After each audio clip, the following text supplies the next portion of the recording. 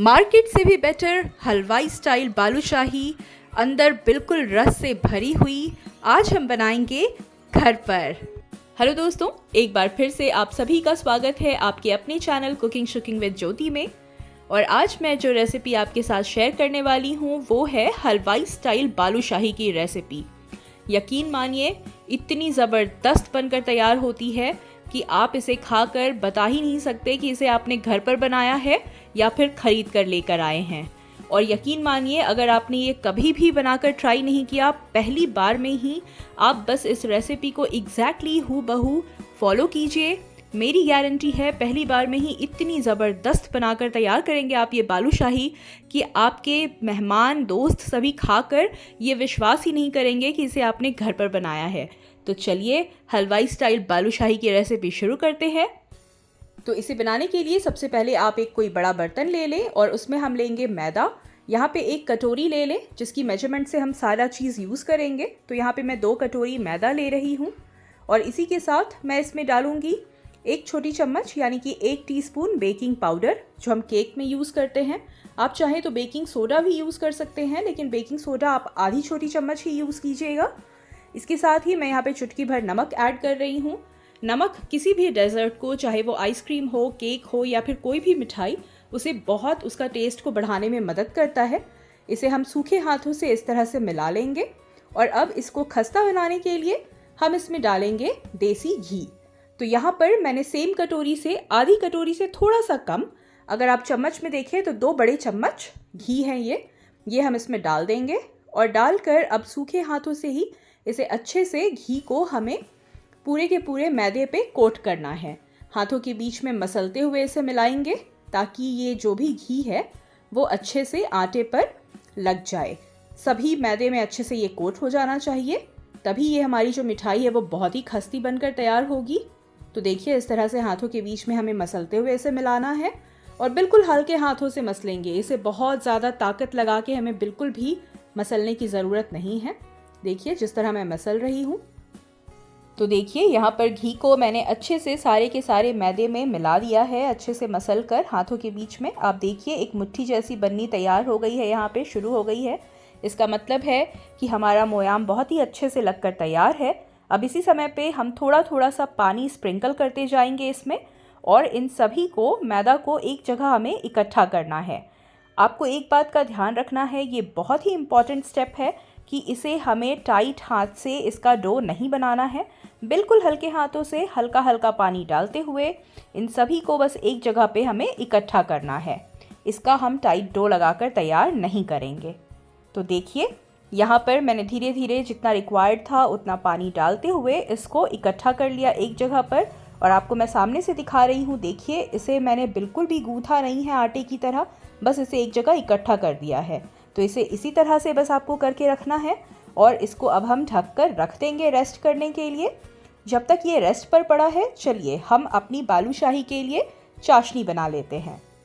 तो इसकी चाशनी बनाने के लिए मैंने यहाँ पर एक भगोना ले लिया है और अब सेम कटोरी से, जिस कटोरी से हमने मैदा लिया था, 2 कटोरी मैदा लिया था, तो हम चीनी भी 2 कटोरी ही लेंगे और जितना चीनी लेंगे उसका आधा पानी लेना है हमें। यानी कि हमने यहाँ पे 2 कटोरी चीनी यूज़ की है, तो मैं इसमें 1 कटोरी पानी डाल रही हूँ। और अब हम गैस को ऑन कर देंगे और चीनी को घुलने देते हैं। तो देखिए चीनी घुलनी शुरू हो गई है। इसी समय पे मैं इसमें डाल रही हूँ 2 हरी इलायची। इसे मैंने एक बार कूट कर इसके मुंह को खोल दिया है ताकि अच्छे से फ्लेवर इन्हांस कर सके। साथ ही में मैं यहाँ पे चुटकी भर केसर डाल रही हूँ। केसर से हमारी बालूशाही पे एक बहुत सुंदर कलर भी आएगा और बहुत ही अच्छा टेस्ट और फ्लेवर भी आएगा। तो देखिए यहाँ पे चीनी जो है वो पूरी तरह से घुल चुकी है, हमारी चाशनी उबलनी शुरू हो गई है। अब ये जो दूसरा स्टेप है ये बहुत ही इम्पॉर्टेंट है कि चाशनी हमें कैसी बनानी है। तो चाशनी हमें बिल्कुल एक तार वाली नहीं बनानी है, कोई तार नहीं बनेगी इसमें। जब एक तार बनने वाली रहती है उससे जस्ट पहले एक चिपचिपी कंसिस्टेंसी आती है, जबकि देख के समझ आता है कि ये चिपचिपी होनी शुरू हो गई है और अगर आप थोड़ी देर और पकाएंगे तो ये एक तार बन जाएगी। तो हमें तार नहीं बनाना है, लेकिन उसकी जस्ट पहले हम गैस को ऑफ कर देंगे। तो देखिए मैं आपको दिखा रही हूँ, आप देखिए ये हल्की चिपचिपी हो चुकी है और आप देखिए ये तार बिल्कुल भी नहीं बन रही है। तो इसी समय पे मैं गैस को ऑफ कर दूंगी। हमारी चाशनी बनकर बिल्कुल रेडी है, जैसे हम गुलाब जामुन के लिए बनाते हैं बिल्कुल वैसे ही। और अब इसे हम ढककर साइड में रख देंगे। अब चलिए हम चलते हैं अपने नेक्स्ट प्रोसेस की तरफ।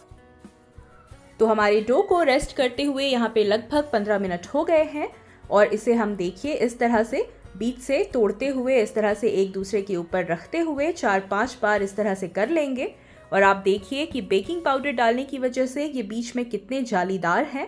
बिल्कुल इसी तरह से होने चाहिए, तभी हमारे बालूशाही बिल्कुल हलवाई की तरह खस्ता बनकर तैयार होंगे।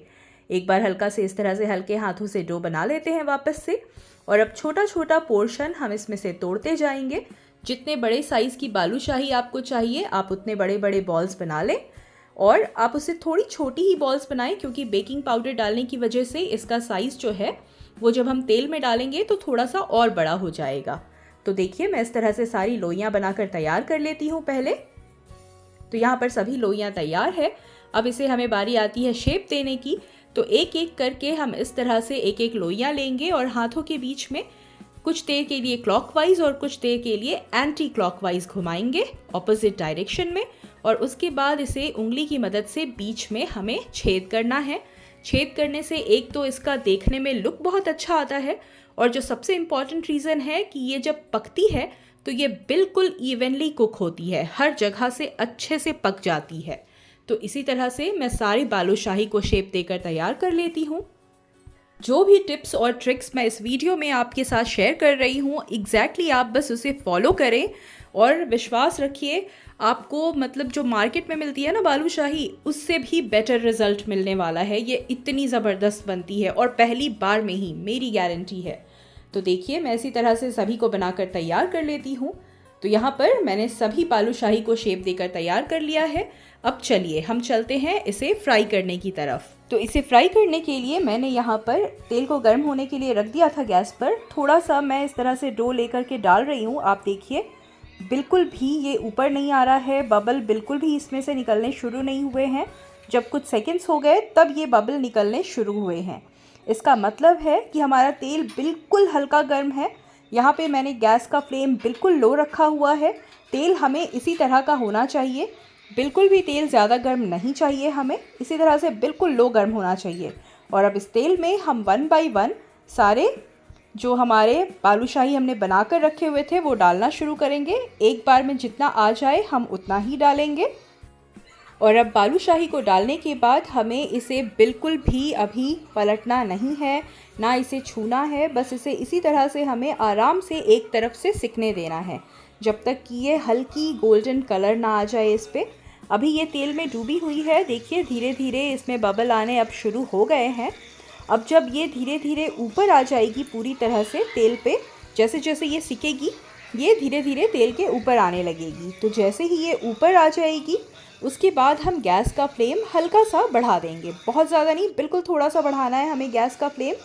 और एक तरफ से इसे अच्छे से सिकने देंगे। तो देखिए ये एक तरफ से बहुत अच्छे से सिक चुकी है। इसे मैं 1 बाय 1 अभी पलट दे रही हूँ।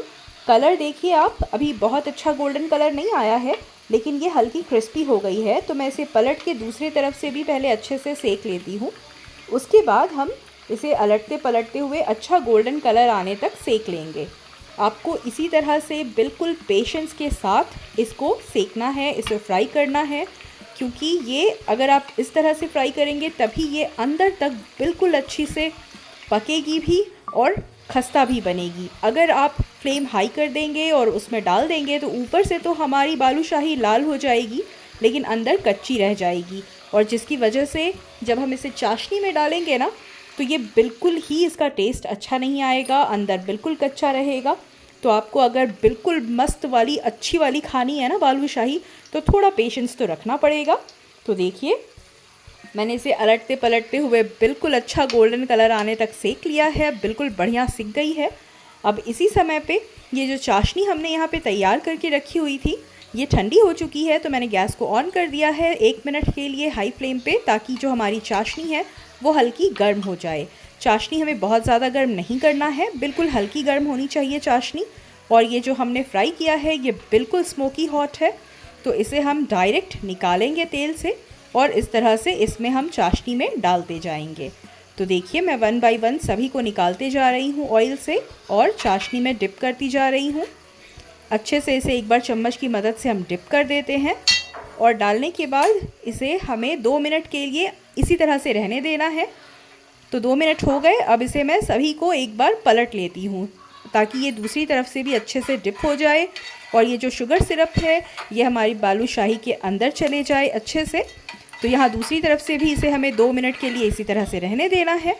तो ये हमारा बनकर बिल्कुल तैयार है। अब इसे हमें चाशनी से बाहर निकाल लेना है और इसी तरह से मैं दूसरा बैच बनाकर भी तैयार कर लेती हूँ। और दूसरा बैच डालने से पहले भी आप इस बात का ध्यान रखें कि तेल हमारा बिल्कुल ठंडा होना चाहिए और उसके बाद हम 1 बाय 1 इसमें डालेंगे। जैसे हमने स्टार्टिंग से फॉलो किया था बस वही प्रोसेस फॉलो करते जाएंगे और इसी तरह से सारे बालूशाही को बनाकर हम तैयार कर लेंगे। तो देखिए फ्रेंड्स, यहाँ पे मैंने सभी बालूशाही को बनाकर तैयार कर लिया है। देखकर आपको ये लग ही नहीं सकता कि आपने इसे घर पर तैयार किया है। और इसे मैंने ऊपर से थोड़ा सा पिस्ता के साथ गार्निश कर दिया है। इसके साथ ही मेरे पास घर पे चांदी के वर्क पड़े हुए थे तो मैंने थोड़ा सिल्वर वर्क से भी इसे डेकोरेट कर दिया है। जैसा ये मार्केट में मिलता है ना, बिल्कुल वैसा ही लुक आएगा और टेस्ट तो मार्केट से भी बेटर है, ये मैं बता रही हूँ। आप इसे एक बार इस दिवाली ज़रूर ट्राई करें और मुझे कमेंट सेक्शन में बताना बिल्कुल ना भूलें आपको रेसिपी कैसी लगी। अगर पसंद आती है तो प्लीज़ एक लाइक ज़रूर कर दीजिएगा वीडियो को। साथ ही साथ अगर पहली बार विज़िट कर रहे हैं तो चैनल को सब्सक्राइब करना मत भूलिएगा। तो फ्रेंड्स, मिलते हैं अगली वीडियो में एक और नई रेसिपी के साथ। टिल देन अपना ध्यान रखिए और स्वस्थ रहिए। बाय।